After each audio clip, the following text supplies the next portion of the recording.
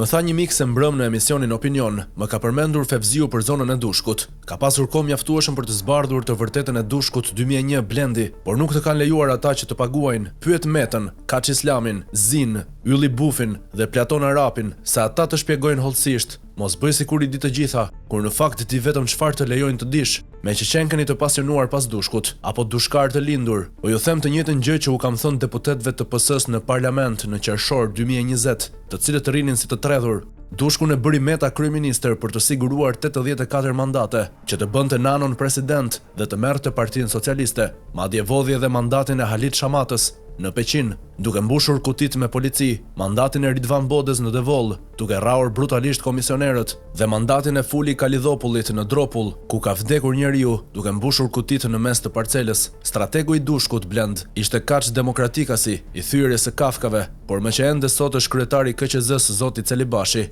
Kur të përfundoj puna me shpalljen përfundimtare të rezultatit të zgjedhjeve të 11 majit, ftojeni në studio dhe ai do t'ju shpjegojë të gjithë historinë, sepse edhe në vitin 2001 ai ishte kryetari i KQZ-s, bashkë me Klement Zgurin dhe Gasper Kokën. Berisha nëse e ka harruar çfarë ka ndodhur me Dushkun në vitin 2001, mund t'ja kujtoj unë, sepse për dreq, unë mbaj mend shumë. Dëgjojeni këtë fjalë timen për vemje të përhershëm të politikës, që prej 5 palë zgjedhjesh vinë në parlament pa votë, si hajdut të neveritshëm. Koha më dha të drejtë dhe sot më shumë se kurrë do të vazhdoj betejën për lista 100% të hapura, sepse vota e qytetarëve të qarkut të Tiranës më vlerësoi si numrin 3 më të votuari në qark nga lista e PD-s dhe i 4-ti përfshir Partinë e Metës.